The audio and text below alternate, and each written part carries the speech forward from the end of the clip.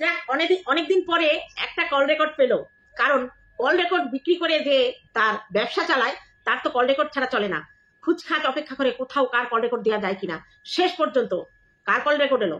ফোকলার, যে নাকি বাজারে মার খেয়েছে, প্রমাণ দিতে কল রেকর্ড নিয়ে এসছে। আচ্ছা বন্ধুরা, যে মার খায় সে কি বলবে, মানে মোবাইলে বলবে হ্যাঁ আমি মার খেয়েছি দিদি, আমাকে মেরেছে সবাই? বলবে না। আর সে থাম্বনেল টাইটেলে দিয়ে কি দিয়েছে, যে হসপিটালে ভর্তি হয়েছে, এমার্জেন্সি ট্রান্সফার হয়েছে অন্য জায়গায়।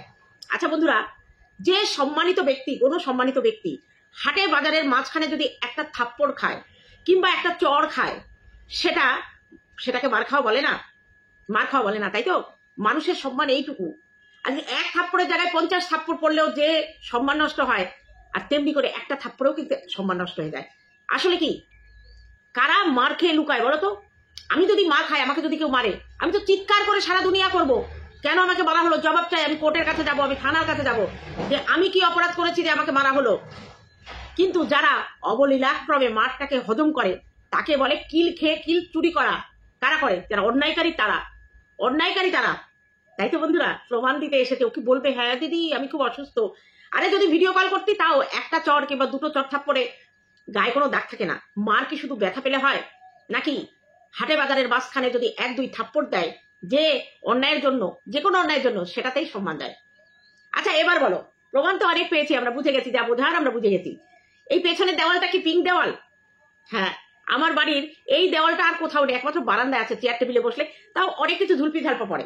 এটা আমার ঠাকুর ঘর, ঠাকুর ঘরের বারান্দা, ঠাকুর ঘরটা ওইদিকে। আমি এই সিঁড়ির মাথায় বসেছি, সেদিন মন্দিরা দেখেছে, নিশ্চয়ই বুঝে গেছো। তা হঠাৎ করে আমার মনে হলো আমি একটু পিঙ্ক পিঙ্ক দেওয়ালের পেছনের সামনে বসে ভিডিও করি। তা চলো। কিরে, দেওয়ালটা রং করেছিস? টিনু, দেওয়াল রং করিয়েছিস? আচ্ছা বন্ধুরা, তোমরাই বলো, আজকে শ্বশুর বাড়ি ওর যা পরিস্থিতি, সেই অবস্থায় ও এখন কি অবস্থায় আছে? আগে সবকিছু নিজের ছিল, রাজরানীর মতো থাকতো, আর সেখানে সে গিয়ে আজকে পুরানির মতো রয়েছে। পুরানির মতো দিন দিন চেহারার কি হাল হচ্ছে দেখেছো? গ্লামার আছে, শরীরে কোনো গ্লামার নেই, রঙে মরতে ধরা পড়ছে। কারণ তার শরীরের উপর দিয়ে অনেক অত্যাচারই যাচ্ছে, হয়তো সবটা সে মুখ ফুটে বলতে পারছে না। যার জন্য তার ব্লগিং দেখলে বোঝা যাচ্ছে সে ব্লগিং এ আগের মতো চমক নেই। কারণ সে যে লোকটাকে চয়েস করেছে, সেই লোকটা যাকে ছেড়ে এসছে, তার থেকে সম্মানে, চেহারায়, ব্যবহারে সব থেকে অন্যরকম। প্রথমে বুঝতে পারেনি, হঠকারী তার সিদ্ধান্ত নিয়ে যে ভুল সে করেছিল, সারা জীবন তাকে পস্তাতে হবে যদি ফোকলা শেষ পর্যন্ত একসঙ্গে থাকে ওরা।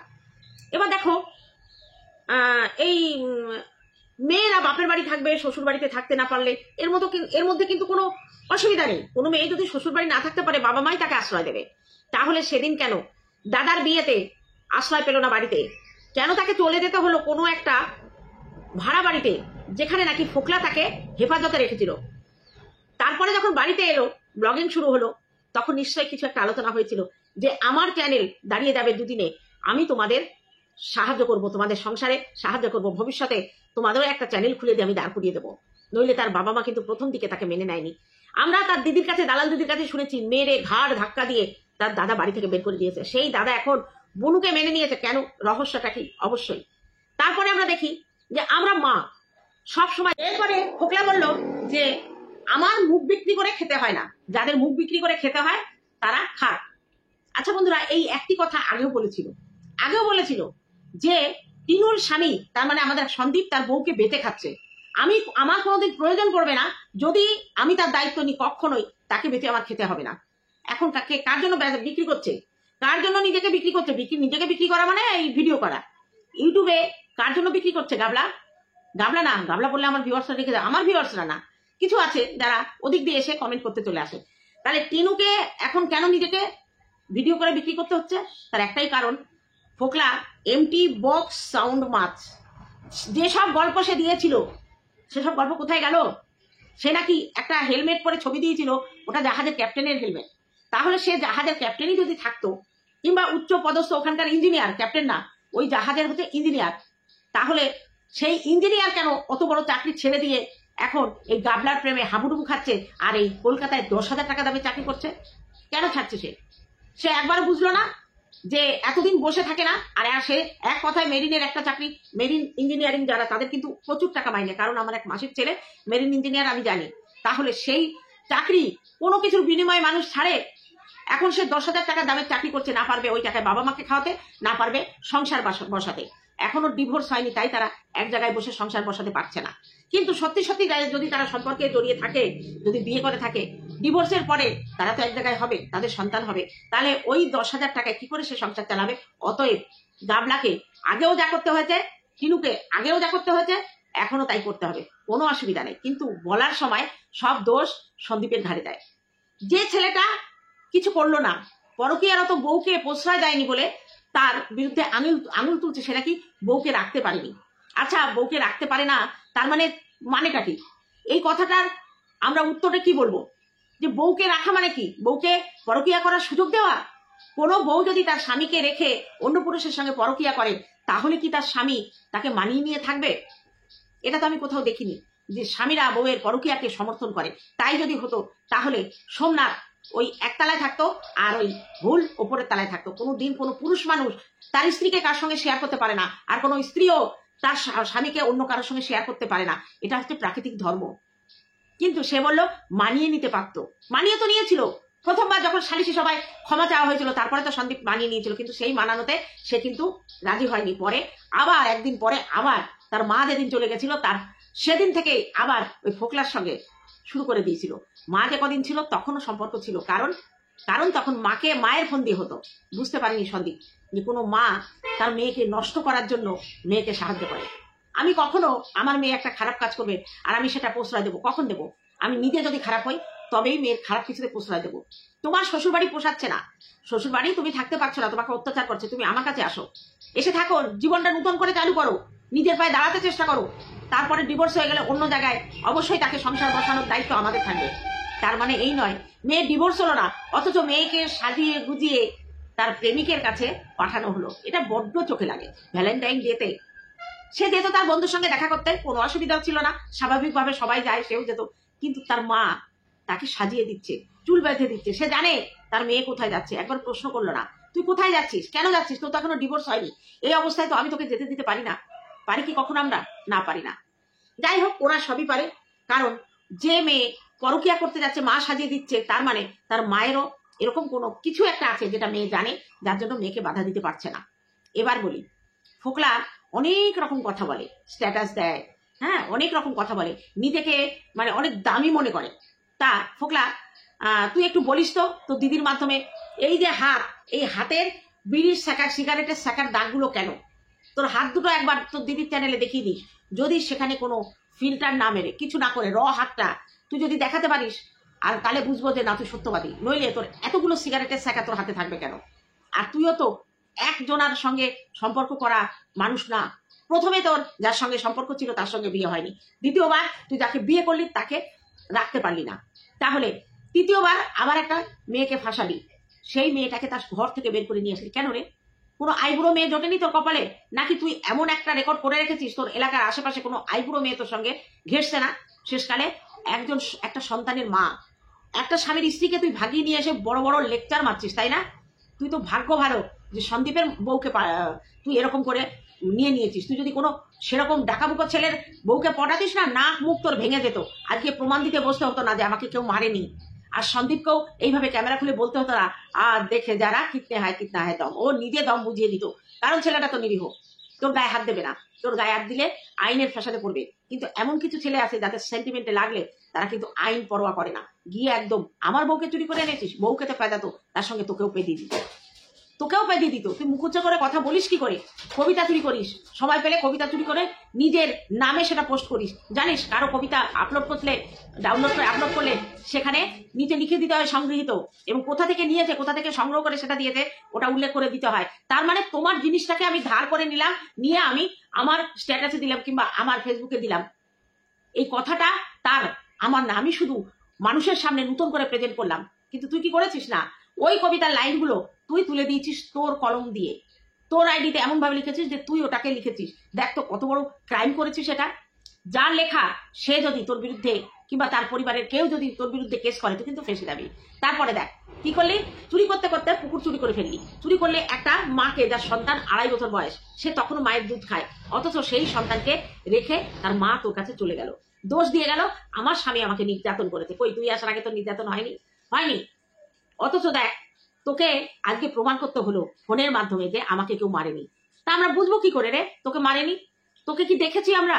তোর মুখের কথা তো বিশ্বাস করবো না, কারণ তোরা সব মিথ্যেবাদী, তোরা সব মিথ্যেবাদী। যার ফোনে তুই আজকে কথা বললি যে না আমাকে কেউ মারেনি, ওসব শিয়াল কুকুরের দল। তুই এত এত করে বলছিস যে যারা আমার বিরুদ্ধে আমাকে নিয়ে বেঁচে বেঁচে খাচ্ছে শিয়াল কুকুরের দল। তুই যে মানুষ, তার প্রমাণটা দে তো। তুই তোর মানুষ যে তুই প্রমাণটা দে। কেন লুকিয়ে বেড়াচ্ছিস? খুব তো দম দেখিয়েছিলি, আমার কাছে আছে, আমি ওকে হেফাজতে রেখেছি। তা এখন হেফাজতটা কোথায় গেল? লুকিয়ে লুকিয়ে কেন লুকিয়ে তোর বাড়িতে যাচ্ছে? দুদিন কেন সাপ্তাহিক ভিডিও দেয় না? শনি রবিবারের ভিডিও আসে না, কারণ তুই বাড়িতে থাকিস। আমরা জানি না, তাই না? কেন লুকিয়ে বেড়াচ্ছিস? দম থেকে সামনে এসে বল যে আমি ওকে হাত ধরে বের করে নিয়েছি, আমার দায়িত্ব ওর। তোকে তো বন্ধু বলছে, তাহলে কিসের লজ্জা? দেখ তোর প্রেমিকার চ্যানেলে কিন্তু তোর একটা কথা বলারও অধিকার নেই। তুই কোথায় এসে কথা বলছিস? কন্ট্রোভার্সি চ্যানেলে, কারণ সে তোকে পাত্তা দিচ্ছে তার চ্যানেলের জন্য। কিন্তু যাকে তুই ভালোবাসিস, যে তোর জন্য সংসার ছেড়ে বেরিয়ে আসলো, তার চ্যানেলে তোর একটা মুখের তিল অব্দি দেখানো হয় না। বুঝতে পারলি তোর কতটা দাম দেয়? আর তুই নিজেকে মানে বড় লেকচার বাজ মনে করেছিলি, উইকেট ফেললি। কটা উইকেট ফেললি আজ অব্দি? দেখিয়ে দিস। উইকেট ফেলতে তো টাকা লাগবে, সেই টাকা আছে তোর? তোর তো টাকা নেই। তুই পরের ধরে পোদ্দারি করিস, তুই পরের বউ নিয়ে সংসার করতে চাস। বাহ বাহ। আর নিজে বড় বড় লেকচার মারছিস। ওই লেকচার মানুষকে মানিস না, কারণ তুই তোর মনুষ্যত্বকে বিসর্জন দিয়েছিস। তুই সে যখন বেরিয়ে এলো, তুই একবারও বললি না যে তুমি বেরিয়ে আসতো তোমার সন্তানকে রেখে? কেমন মা তুমি? আজকে একজন স্ত্রী যখন একটা স্বামীকে রেখে অন্য পুরুষের হাত ধরে বেরোয়, অন্য পুরুষ, ভালো করে এই কথাটা মাথায় রেখো বন্ধুরা, যে সে যদি অত্যাচারিত হয়ে মায়ের কাছে চলে যেত, এই কথাগুলো উঠতো না, কারণ সে অত্যাচারিত নয়। তার অত্যাচারকে সাজানো হয়েছে নিজের পক্ষে সাফাই দেওয়ার জন্য। সে পরপুরুষের কাছে যাবে বলে তার শ্বশুর বাড়িটা ছেড়ে এলো। না জানি এরপরে ফোকলাকে ছেড়ে দিতে তার একটুও বাঁধবে না। আর এই কথা ওকে শুনতে হবে। ওই ফোকলাই বলবে যে আমি জানি তুমি কেমন মেয়ে ছেলে, তুমি তোমার স্বামী সন্তান তোমার সংসার ফেলে এক ডাকে তুমি আমার কাছে চলে এসেছো, না জানি আমার থেকে বেটার কিছু পেলে তুমি আমাকে ছেড়ে চলে যাবে। এই কথা ফোকলা বলবে, আর ওই তিনুকে সেটা শুনতে হবে। সে এখনই পস্তাতে শুরু করেছে, কারণ সে জানে যে শ্বশুর বাড়ি কি ছিল আর কি অবস্থায় সে এসেছে। এবার আমি আজকে সকালে যে ভিডিওটা ছেড়েছি, সেই ভিডিওটায় একটা কমেন্ট এসছে। সেই কমেন্টটা আমি তোমাদের পড়ে শোনাবো। আপনি তো সন্দীপের ভার্সনটা বললেন, সৌমালি কেন তার বাবা মাকে ভালোবাসে না বলতে পারেন? যে বাবা মা দুধের শিশুকে দিয়ে দেয়, সারা জীবন ওরা কোনো দায়িত্ব নেয় না, কোনো কর্তব্য করে না, সেই বাবা মাকে কোন ছেলে মেয়ে ভালোবাসবে, শ্রদ্ধা করবে? এবার আপনাকে বলি, সন্দীপের মা, আমি অনেকবার বলেছি, সন্দীপের মা তার মেয়েকে ইচ্ছা করে দিয়ে দেয়নি। গরিবের সংসার, কাজ করতো বাইরে, এবং তার শাশুড়ি তাকে পছন্দ করতো না মেয়ে বাচ্চা, কারণ আমার নিজের 4টে মেয়ে ছিল। আর তখনকার আমলে মা বাবার উপরে কেউ কোনো কথা বলতে পারতো না, সেই ঘরের বউই হোক আর ঘরের মেয়েই হোক। যখন সৌমালি হয়েছে তখন ওর ঠাকুমার পছন্দ না। ওর মা যেন সৌমালিকে দুধ দিতে না পারে, আদর করতে না পারে, সবসময় ওর মাকে ব্যস্ত রাখতো কাজের মাধ্যমে। সৌমালি কাঁদতো, ধরার সময় নেই, কারণ শাশুড়ি তো বসে আছে। শাশুড়ি কোনো মতে থাবিয়ে থুবিয়ে রাখতো। এই অবস্থায় ওর মা এসে দেখে এই অবস্থা, তখন মেয়েকে বলেছে যে এত কষ্ট দিচ্ছিস, তাহলে মেয়ে মানুষ করতে না পারলে আমাকে দিয়ে দে। সেই সুযোগটা নিয়েছিল সৌমালির ঠাকুমা, সঙ্গে সঙ্গে বলেছিল নিয়ে যান। দুই বুড়ি মিলে, দিদিমা ঠাকুমা মিলে ষড়যন্ত্র করে বলেছিল তোর মেয়েকে আমি মানুষ করে দেবো বলে নিয়ে গেছিল। কার কাছে তুলে দিয়েছিল? রাস্তায় ফেলে দেয়নি, মন্দিরে দেয়নি, ডাস্টবিনে ফেলেনি, দিয়েছিল নিজের মায়ের কাছে মানুষ করতে দিয়েছিল। কিন্তু মা যে এমন মানুষ করেছে, মেয়ে যে তার থেকে একদম মুখ ঘুরিয়ে নেবে সেটা কোনোদিন বোঝেনি, বলে দিলাম। এরপরে বলি, আমাকে বলছে আপনি আপনার মেয়ের গল্প শোনাবেন না এই ক্ষেত্রে, কারণ আপনার মেয়ে তার মামা বাড়িতে কিছু বছর ছিল, মানে আপনি তার সাথে অ্যাটাচ ছিলেন, মানে ডিসচার্জ হয়ে যাননি। আপনার হাতটা আপনার মেয়ের মাথায় সর্বদা ছিল, কারণ আমাদের একই গ্রামে আমার বাবার বাড়ি। যদি দূরে হতো আমিও পারতাম না, আমিও হয়তো এত কাছাকাছি আসতে পারতাম না। আমি যদি দূরে থাকতাম প্রতিদিন মেয়ের সঙ্গে দেখা করতে পারতাম না। আর তখন আস্তে আস্তে না মেয়ের সঙ্গে আমার কিছুটা দূরত্ব বাড়তো। যেদিন যেতাম সেদিন মেয়ের সঙ্গে দেখা হতো। আর কাছাকাছি ছিলাম বলে মেয়ে বেশি দিন থাকতে পারিনি, চলে এসছে আমার কাছে। যদি দূরে হতো আমার মা মেয়েকে ছাড়তো না। বোঝাতে পারলাম? এরকম অনেকে আছে সারা জীবন মামার বাড়ি থাকে, সারা জীবন। আমার বাবা মামার বাড়িতে মানুষ হয়েছে, বিয়ের পরে আমার মার বিয়ে হয়েছে আমার বাবার সঙ্গে মামার বাড়ি বসে। তারপরে আমার বাবার মামারাই দেখে শুনে জায়গা কিনে তাকে বাড়ি করে দিয়েছে। মামা বাড়ি মানুষ হয় না? কই আমার ঠাকুমাকে ফেলে দিয়েছে? আমার ঠাকুমা তো মৃত্যু পর্যন্ত আমার বাবার কাছে থেকেছে। তার একটাই ছেলে ছিল। আমার বাবা তো কোনোদিন বলেনি যে তুমি আমাকে কেন মামা বাড়ি রেখে মানুষ করেছো। প্রয়োজনে অনেক কিছু হয়, যারা মানুষ করে তাদের উপর নির্ভর করে যাকে আমরা মানুষ করছি তার মানসিকতা আমরা কোন দিকে ঘুরিয়ে দেবো, এটা নিশ্চয়ই আপনার জানা।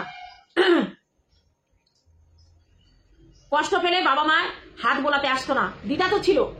কষ্ট পেলে বাবা মা কেন হাত বুলাবে? বাবা মা থেকে যখন নিয়ে এসছে, দিদাই তার দায়িত্ব, বাবা মা দুজনের দায়িত্ব পালন করবে।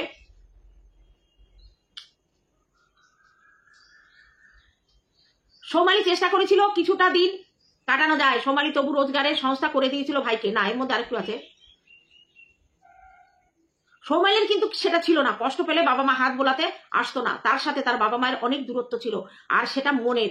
সোমালি চেষ্টা করেছিল কিছুটা যদি কাটানো যায়। এখানে আপনাকে বলি, আমি জানি আমার ছোট না বড়, সোমালি শুধু চেষ্টা করেনি। আজকে সন্দীপের মা বাবার সঙ্গে সোমালির সম্পর্ক ভালোই ছিল। আমরা দেখেছি সন্দীপের বিয়ের আগে একসঙ্গে বাজার করা, মাকে নিয়ে রেস্টুরেন্টে খাওয়া, সে সময় তো মা বাবার সঙ্গে কোনো অসুবিধা ছিল না, তখন তো তার কোনো অভিযোগ ছিল না। অভিযোগটা তৈরি হলো কোথা দিয়ে? অভিযোগটা তৈরি হলো কোথা দিয়ে সেটা আপনার কমেন্টের পরে আমি বলছি।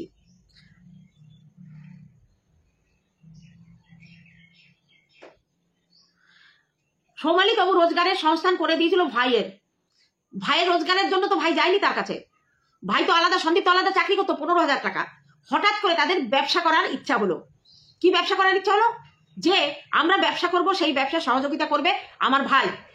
সেই হিসাবে সন্দীপকে মাইনে দিয়ে রাখে। ভালো করে বুঝবেন, আপনি যেমন আমাকে বলেছেন জেনে এসে বসবেন, আমিও তেমনি আপনাকে বলছি জেনে এসে কমেন্ট করবেন। সন্দীপ আলাদা চাকরি করতো, ক্যামেরাম্যানে সিসিটিভি ক্যামেরা লাগানোর চেষ্টা করতো, একটা কোম্পানিতে চাকরি করতো। সেখান থেকে তার দিদি জামাইবাবু তাকে জোর করে ওই কাজে ঢুকিয়েছে, নিজেদের ব্যবসার কাজে। ফুলিয়া থেকে শাড়ি কিনে নিয়ে ব্যাঙ্গালোরে যাওয়া, যতই সেটা ইম্পোর্ট এক্সপোর্টের মাধ্যমে যাক, সেগুলো তো করতে হতো সন্দীপকে না।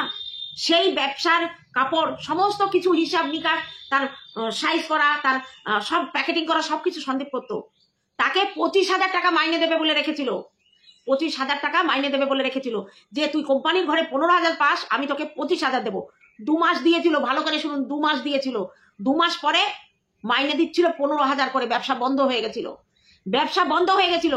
তখন ভাই বলেছিল আমাকে ছেড়ে দে, আমি আবার কাজে ঢুকি। তখন বলেছিল না, ছাড়বো না, তুই এক কাজ কর, তুই গ্রামে গিয়ে ভিডিও শুট কর, আমি তোকে 15,000 টাকা করে দেবো। সেই ভিডিও আমাদের দিবি, আমরা সেই ভিডিও ছাড়বো। তাহলে র ভিডিও করে সন্দীপ, টিনু, ওর মা, এরা সব র ভিডিও করে তার দিদিকে দিত। দিদি সেই ভিডিওটা এডিট করে ছেড়ে 2টো চ্যানেলে প্রচুর ভিউজ কামিয়েছে গ্রামের দৃশ্য দেখিয়ে। অথচ সেই ভিডিও যারা করতো তাদেরই তো ক্রেডিটটা তো তাদেরই। এরা শুধু আপলোড করে কি করতো? ভিউ কামাতো। লক্ষ লক্ষ টাকা কামিয়েছে, ভাইকে দিয়েছে সেই 15,000 টাকা। জানেন এটা? আপনি জানেন? বলতে এসেছেন। এবং এদের আপনি যে বলছেন, তারপরে বলেনি, কমেন্টটা পড়ে নি।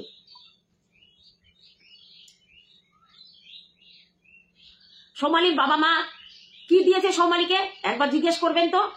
পৃথিবীর আলোটা দেখিয়েছে তার বাবা মা। তার বাবা মা না চাইলে সে পৃথিবীতে আসতো না, জীবনটা দান করেছে। মানুষ যেখানেই হোক, তারও তো একটা মূল্য আছে না। সন্তানটা কার? সন্দীপের বাবা মায়ের। জন্ম দিয়েছে যথেষ্ট, মায়ের কাছে রাখতে দিয়েছিল, মা নিয়ে এসেছিল, সেদে দিতে আসেনি। তারা হাতে করে নিয়ে এসে বলেনি আমার সন্তান আমি মানুষ করতে পারবো না, মা তুমি মানুষ করে দাও। না, তার মা নিয়ে এসেছিল, আর মায়ের হাতে সন্তান সন্দীপের মা তুলে দিয়েছিল। আমার মা আমার থেকে, আমাকে যখন মানুষ করেছে, নিশ্চয়ই আমার মেয়েকে মানুষ করবে। যে মেয়েকে তারা কিছু দিতে পারেনি, সেই সময় যদি কিছু ভালো মন্দ কথা তাদের বলে, এবার আপনাকে কি বলি বলুন তো, তারা সেদিন সন্দীপ টিনুকে কেন চুপ করতে বলতে পারতো? যে মেয়েকে তারা কিছু দিতে পারেনি, সেই মেয়ে যদি কিছু ভালো মন্দ কথা তাদের বলেই থাকে, তাহলে চুপ করে সেটা হজম করা উচিত ছিল। হজম তো করেছে, ওর মা বাবা কিছু বলেনি। টিনু সন্দীপ কেন বলতে বসেছিল আপনি জানেন? ওদের তখন 15,000 টাকা রোজগার, আর কোনো রোজগার নেই, কোনো চাকরি নেই। জমিতে যেটুকু ফসল হয় তাই দিয়ে আর ওই 15,000 টাকা দিয়ে দিব্য সংসার চলে যাচ্ছিল। হঠাৎ করে ওই 2টো চ্যানেল বন্ধ করে তাদের রুটি বললো, চ্যানেল বন্ধ করে দিয়েছি, 15,000 টাকা আর দেবো না। আকাশ থেকে পড়েছিল তারা। তাদের দোষ কি জানেন? তারা নিজের একটা চ্যানেল খুলেছিল, এবং সেই চ্যানেলে যখন ভিউজ বাড়তে থাকে, তখন নিজের দিদি সেটা সহ্য করতে পারেনি। সেই চ্যানেল 2টো বন্ধ করে দিয়ে টাকা দেওয়া বন্ধ করেছিল। তখনও সন্দীপ টিনুর কোনো মনিটাইজেশন হয়নি।